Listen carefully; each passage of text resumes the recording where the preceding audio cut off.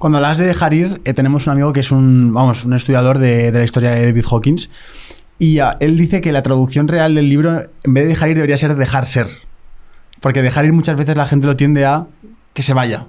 Cuando dejar ser es muchas veces sentir lo que está sucediendo, ¿verdad? En realidad, yo diría que aceptación, lapsus, para mí David Hawkins es mi autor de referencia número uno. He leído toda su obra y me parece una revelación impresionante. Es criticable algunas cosas, como todo es criticable, pero me parece una lucidez impresionante. Y para mí dejar ir es aceptación. Exacto. Aceptación superadora. Es decir, la energía de la aceptación es la energía de mirar a la realidad de cara. No mirar de perfil, no resignarnos. Es decir, no es bajar la guardia ni ponernos de perfil. Es mirar a la realidad de cara. A los que hemos hecho artes marciales, tú cuando estás en combate, estás muy atento. Y vives la experiencia con la máxima atención posible. Bueno, pues paradójicamente el dejar ir es vivir con esa atención pero sin tensión. Dejando, como en Matrix, que se acerque la bala, sabiendo que en realidad la bala no tiene por qué impactarte, sino que tú puedes aprender a cómo descodificar la realidad. Desde la mirada de David Hawkins, dejar ir es déjate atravesar completamente por las experiencias de la vida. No las bloquees, que el pensamiento no interfiera, que los prejuicios no interfieran, sino, oye, ¿estás triste? Vívelo, llóralo, liquídalo. Y entonces emergerán nuevas posibilidades. Pero en la medida en que lo niegues, vas a colapsar no solo el hecho en sí que estás negando, sino la posibilidad de que vengan otras circunstancias que te lleven a otras esferas de vida, incluso mucho mejores que aquellas que estás negando porque estás bloqueando, porque no quieres, porque no lo admites, porque no lo aceptas, porque no estás de acuerdo con ello, ¿no? Con lo que sea, con que un socio ha metido la mano en la caja, tu pareja no quiere seguir o tienes un jefe que no está a la altura de lo que cabe esperar. Muy bien, no te resignes, pero entonces míralo todo en su totalidad y podrás encontrar soluciones. En la medida en que huyas de una parte de la realidad, no podrás dar respuesta correcta a la realidad. Eso es aceptar, eso es dejar ser, dejar ir. Que todo esto va a ir vinculado a la toma de decisiones. Absolutamente. Y la toma de decisiones, hay veces que mi cabeza visualiza ese café mal filtrado que tiene el pozo abajo y que cuando tú lo agitas, el pozo está por todos lados y cuando esperas unos segundos, unos minutos, el pozo acaba cayendo abajo. Y es cuando puedes ver el agua, si hay agua detrás o hay leche o qué hay detrás, ¿no? ¿Cómo deberíamos tomar mejores decisiones? ¿Cuáles son las herramientas que podríamos compartir a ese Homo Solver futuro que está escuchándonos para al final hacer lo más solver que hay, que es decidir en cualquier ámbito de tu vida? La manera en la que tú puedes tomar una decisión sensata es considerando la mayor cantidad de elementos de información que tienes disponibles ante ese desafío o decisión. Por eso es tan importante la aclaración emocional. Si tú no aclaras las emociones, son ese pozo que te va a contaminar lo que no puedes ver. Por eso fíjate que en realidad, ¿qué es la emoción? La emoción es lo que conecta nuestra mente con nuestro cuerpo. Y las emociones las hemos tendido a descontar, las hemos tendido a minimizar. Entonces, tengamos en cuenta que toda emoción es una pieza de información. Cuando tu intuición y tu estómago se cierra ante alguien que te propone un negocio, aunque tu mente tú dice que sí, porque los números pueden salir bien y la ambición te empuja, pero hay algo dentro que te genera una incomodidad. Porque, cuidado, la fantasía es cómoda, pero la intuición es incómoda, ¿eh? Este es un dato importante. ¿Qué es la intuición? La intuición es la capacidad de procesamiento de información mental y emocional a altísima velocidad, de manera que tu corteza prefrontal no es capaz de detectarla. Hostia. Es de alguna manera la conexión no solo entre el cerebro límbico, reptiliano y neocortical, sino también con el cuerpo neuronal que hay en el corazón. Por eso se habla de corazonadas. Te iba a decir que la intuición me imagino que es como el vino, ¿no? Cuanto más tiempo pasa contigo, más mayor eres, mejor intuición tienes. Y, cuidado, no necesariamente la cronología vital no significa aumento de intuición. Es la reflexión sobre lo vivido lo que mejora la intuición. Qué bueno. A la vez que la capacidad de conexión interna.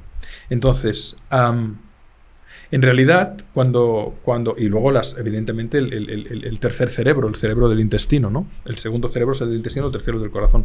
Entonces, cuando muchas veces, cuando tú tienes una cierta prevención o una cierta sospecha, o dices, es que hay algo que no me cuadra, no lo descuentes. Escucha eso. Ahora mismo la psicóloga amiga Ana Asensio, que la tenéis que traer, ha sacado un libro sobre la intuición. No la hemos traído ya, ¿no? ¿La habéis traído, Ana? Sí, es una crack. Fabulosa. Sí, es muy crack. Fabulosa. Hay que volver a traerla. Absolutamente. Entonces, con Ana hablábamos no hace mucho, este capítulo me lo he perdido, lo voy a mirar. Con Ana hablábamos no hace mucho de esto, ¿no? La intuición, para mí, fijaros incluso, es un pensamiento prelógico. ¿Qué quiero decir? Que no llegas a procesarlo lógicamente. Que hay algo que tu cuerpo capta. En el fondo todos tenemos también una inteligencia animal. Los perros detectan los terremotos o los tsunamis, los animales en general, antes de que ocurran. O detectan los riesgos de alguien que se acerca con malas intenciones antes de que el dueño lo pueda anticipar.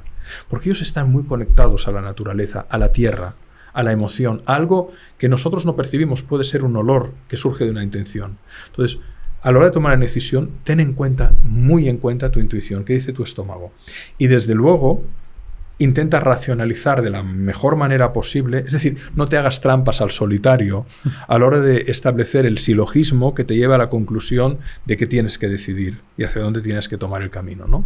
Pero creo que una buena decisión pasa por la conexión entre la información emocional, la intuición y la reflexión. Habéis dedicado también un capítulo aquí a la gestión personal. Antes de entrar en materia de pues, todo lo que lleva a la gestión personal, la era de la multitarea, el foco, la concentración, ¿qué te preocupa realmente de lo que estamos viviendo para dedicar un capítulo entero a todo esto, a lo que es la multitarea y demás? Creo que en realidad no se nos educa a los... O sea, algo que me preocupa muchísimo es que en general a los hijos, ni en las universidades, no se educa a las personas en procesos de toma de decisiones y en procesos de incorporación de hábitos. Dejamos lo esencial para después del funeral. Y cuando digo lo esencial para después del funeral, me refiero a que la incorporación de aquellos conocimientos que realmente nos pueden permitir gestionar bien la vida no nos lo cuentan en ningún sitio. Y eventualmente los comenzamos a explorar en la consulta al psicólogo después de la crisis o del sufrimiento. Por lo tanto, todo lo que tiene que ver con esta gestión personal, que es gestión del tiempo, gestión de la resolución y gestión del aprendizaje, les llaman habilidades soft, pero son las más potentes que podemos incorporar en nuestra vida.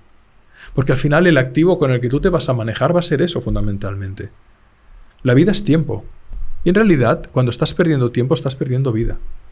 Por lo tanto, ¿cómo gestionas tu tiempo? ¿Cómo eres capaz de administrar muy bien el tiempo de productividad, el tiempo de creatividad, el tiempo de reparación, el tiempo de ocio?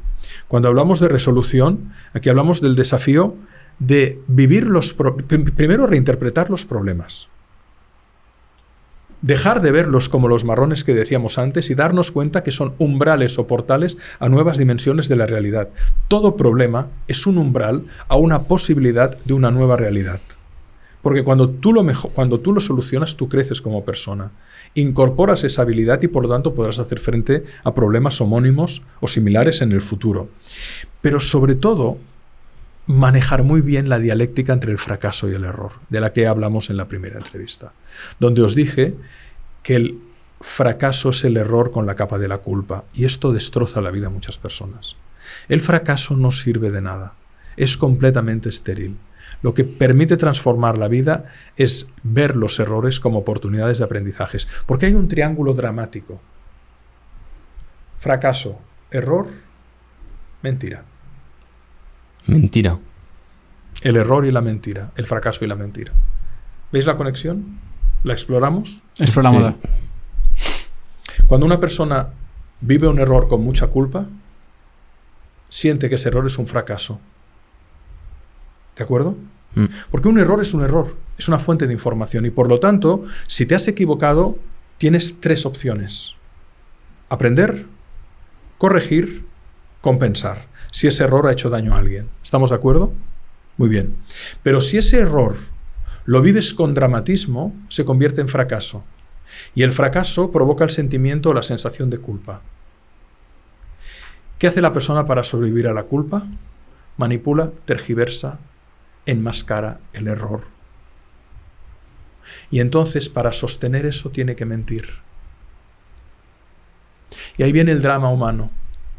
La acumulación de mentiras para sostener errores no asumidos que se han vivido como fracasos va creando un castillo de naipes y un gasto de energía tremendo, donde al final la persona acaba implosionando su vida y la vida de los demás. Por lo tanto, si tú no eres capaz de quitarte de encima la capa de la culpa que convierte el error en fracaso y de ver el error como una fuente de aprendizaje constante, que si tienes que pedir perdón, si tienes que compensar, lo vas a hacer y vas a crecer y vas a dignificarte en tu integridad, caerás en la mentira. Y la mentira te va a hundir constantemente en emociones como la vergüenza, la culpa, la envidia, la rabia, la frustración, el deseo material y la vanidad. El error nunca es el problema. El problema es la mentira. Otra cosa en la gestión del tiempo muy importante, que también se asocia en el mundo del emprendimiento, es el foco. Y el foco siempre se visualiza de una forma excepcional con la metáfora del rayo láser con la linterna del móvil. La linterna del móvil puede alumbrar una zona de la pared, pero un rayo láser es capaz de atravesar la pared.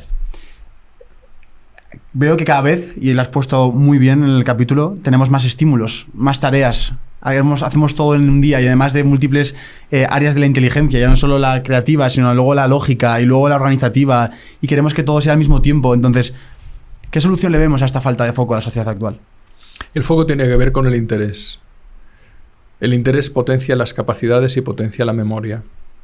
Por lo tanto, hablar de foco es hablar de atención, y hablar de atención es hablar de interés. Hablar de interés es hablar de concentración. Hablar de concentración es hablar de expansión de memoria y de capacidades. Hay personas que me dicen, Alex, tienes mucha memoria. Digo, es interés. Si tú lo pusieras intencionalmente, también retendrías mucho más. Y me dicen, no es verdad. Digo, perfecto. Déjame 10.000 euros. Es verdad, ¿eh? Te vas a acordar de este momento, de esta conversación, de la pasta que te debo y de por qué abriste la boca. Por lo tanto, el foco tiene que ver con el interés. Si tú haces algo que no te interesa, tendrás mucha menos retención, mucho menos foco, mucha menos resolución. Si tú le pones interés o te interesa naturalmente aquello que estás haciendo, como un artesano, puedes llegar ahí, desde ahí a la maestría. Por lo tanto, el tema de poner foco pasa fundamentalmente por aumentar tu implicación con aquello. Y la implicación con algo tiene dos dimensiones. Una dimensión cognitiva, que es el valor de placer, una dimensión de simbólica, el valor de símbolo, y una dimensión cognitiva, que es el interés que tú pones en las cosas. Cuando tú disfrutas de lo que haces, además sabes que eso aporta valor, y además eso te genera interés porque te hace crecer como persona, o los beneficios de lo que estás haciendo repercutirán en otros que te interesan, entonces es mucho más fácil que tu atención se sostenga y que seas más creativo, seas más retentivo, seas más resolutivo. ¿Crees que se puede falsear el interés con cosas como, por ejemplo, de pagar más dinero? El caso típico es un libro que te regalan o un libro que te ha costado 500 euros. ¿Crees que hay alguna cosa más aparte del dinero que te puede como provocar más interés? Yo creo que evidentemente, cuando tú pagas más por una cosa, en principio, porque el dinero es un recurso escaso, más la valoras. Pero yo pienso que el interés que tiene más fuerza es el interés que te armoniza con todo lo que hemos venido hablando. Con tu propósito, con tus valores. Es decir, pongamos vuestro caso concreto, ¿no? ¿A vosotros os interesan las entrevistas que hacéis? Por supuesto. Porque va alineado un poco con... Por ejemplo, yo de esta entrevista tenía muchas ganas porque va alineado con lo que he vivido, con lo que me gustaría que ese Juan supiese de hace tiempo, con la gente que nos escucha. Claro, ahí quería llegar. Tu interés está en función, tanto desde una dimensión propia y personal, para tu validación de creencias, valores y crecimiento, pero sobre todo yo me atrevería a decir que para que eso que vas a servir a tu audiencia les aporte valor, sea útil y digan, ostras, Sergio y Juan están haciendo algo muy interesante. Esa es la clave. Por lo tanto, para mí el movimiento del interés por algo no se mueve tanto en lo pecuniario, que también puede estar, pero para mí no es la principal dimensión. Eso dependerá también del perfil y de la estructura de personalidad de la persona, porque las áreas de interés de una persona empática sociable son más emocionales, de una metódica perfeccionista son más mentales, de una perseverante tenaz son más centradas en valores, de una rebelde creativa son más orientadas hacia los procesos de innovación, de una promotora líder está más orientado hacia el éxito y el dinero, y de una soñadora meditativa, que son los 6 arquetipos con los que trabajo, su interés está más orientado a el enriquecimiento de sus ideas y de su mundo interior. Por eso es importante conocerte para saber qué es lo que te moviliza a ti. Porque si tú eres una persona empática, tus áreas de interés irán hacia el servicio, la empatía, la compasión de los demás. Si tú eres una persona metódica, irán hacia el rigor, el orden, la estructura, el pensamiento, la planificación. Pero todos tenemos áreas naturales de interés. Entonces, cuando tú descubres aquello que realmente te interesa, el esfuerzo deja de ser esfuerzo. Porque entras en lo que Mihaly Csikszentmihalyi, es un apellido muy difícil de pronunciar, el que escribió el libro Fluir, hablaba de esto, ¿no? De fluir. La sensación de fluidez se provoca cuando tu foco es tan fuerte que quedas absorto en la tarea y ahí se licúa la sensación de espacio y tiempo. Que de hecho muchas veces lo que me he dado cuenta es que hay cosas que pensaba en un primer momento que no quería hacerlo, no tenía interés, pero que solo por el hecho de acortar el momento de pensármelo y empezar a hacer la actividad, entro en un estado de flow. Esto somos Solver. El lenguaje de la realidad es la acción. Por eso, al principio de todo, la primera pregunta era: no pienses tanto, haz. Total. Equivócate, aprende, reflexiona, incorpora, avanza.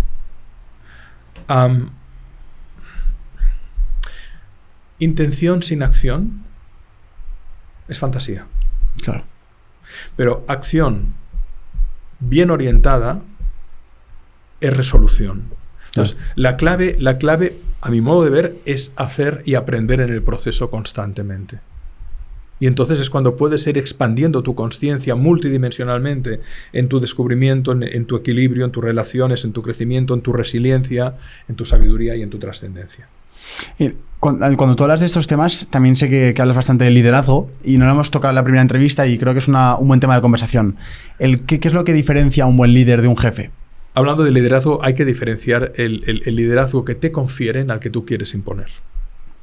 Porque en realidad, ¿qué es un líder? Alguien a quien tú le das la autoridad de ese liderazgo. Alguien en quien tú reconoces que es alguien que es capaz de dar una dirección y un sentido a un proyecto, a una tarea, a un trabajo. Alguien que sabes que si te pones en sus manos, sabe manejar bien la brújula que nos llevará a todos al destino acordado de la mejor manera posible. Otra cosa es la persona que quiere imponer su poder sin el reconocimiento de esa autoridad. Esa es la diferencia entre un jefe, que no deja de ser un administrador, y un líder, que no deja de ser un servidor. Por eso, mi manera de entender el liderazgo es muy simple, es una ecuación. Liderar es servir.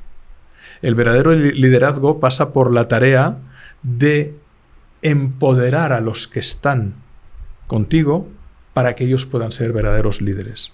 Capacitarlos, formarlos, hacerlos crecer, perdiendo el miedo de que te puedan superar. Porque si tú no te rodeas de personas que te invitan a crecer y que son más grandes que tú en otras dimensiones, el sistema no podrá crecer de ninguna manera.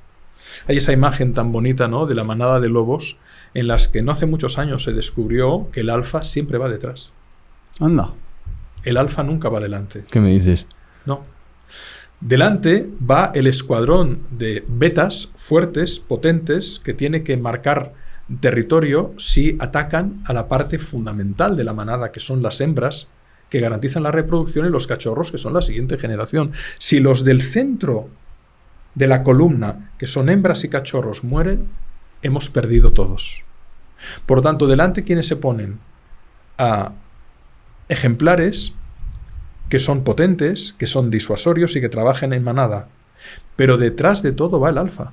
Porque el alfa es el que tiene la visión global de todo el sistema y es el que, si en un momento determinado tiene que defender un flanco y convocar a los que van al frente para que se unan a él, puedan defenderse. El lobo va detrás, no va adelante. El alfa va detrás, no va adelante. Y para mí esa es la imagen, ¿no? Es decir, evidentemente tienes la encomienda como líder de hacer que las cosas se cumplan, de fijar unos objetivos, pero sobre todo, cuando digo servir, me refiero a atender a tu gente. ¿Habéis oído hablar de la teoría de las ventanas rotas de Philip Zimbardo? No.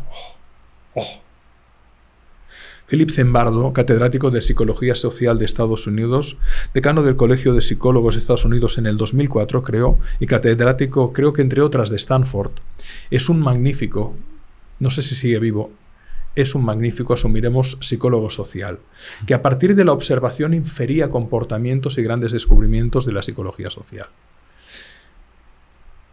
¿Qué ocurre si tenéis moto y dejáis la moto en la calle y de repente os levantáis por la mañana y alguien malintencionado ha, con una navaja o un cúter, cortado el asiento? Pero como ese día tenéis prisa, no lo podéis reparar y os vais. Y estaréis 4 días fuera. ¿Qué creéis que le habrá pasado a vuestra moto cuando lleguéis al cabo de 4 días y esté en la calle con un asiento cortado de cabo a rabo por un cúter? ¿Estará igual la moto o alguien le habrá metido mano? Igual al verla así como abandonada le meten mano, me imagino. Lo que observó Zimbardo es esto exactamente, Juan. Cuando un elemento se muestra deteriorado y no se repara inmediatamente, eso está emitiendo un mensaje. Ostras. Podéis meter mano. Y a eso le llamó la teoría de las ventanas rotas. ¿Qué vio Zimbardo? Que, por ejemplo, los parques infantiles, cuando se inauguraban, si al cabo de unos días iba un grupo de gamberros y destrozaba los columpios, el trampolín, el tobogán, los objetos de juegos de los niños, y el ayuntamiento no lo reparaba de inmediato, al cabo de unos días, ¿en qué se convertía esa zona de juegos infantiles? En la zona de tráfico de droga local. ¡Wow! Es verdad. Porque los camellos decían, Hostia. aquí no han reparado esto, está todo colgando y hecho polvo, por lo tanto, chicos, quedemos de noche ahí porque nadie está mirando. Ostras. ¿Qué vio Zimbardo? Un señor que tiene un negocio, tiene una ventana, tiene su puerta metálica y con su marca y su teléfono, pero de repente un grafitero le pinta y no lo repara. Aparece el lunes con toda la puerta pintada. Si la puerta no se repara, el graffiti se va extendiendo lateralmente. ¿Por qué? Porque los que quieren dejar su huella dicen, bueno, ya que no lo han quitado, me están dejando tácitamente que yo pueda seguir expandiendo mi creatividad. Y entonces decidió hacer un experimento. Palo Alto, California y el Bronx, año 1969. Tomó 2 vehículos de gama media nuevos a estrenar.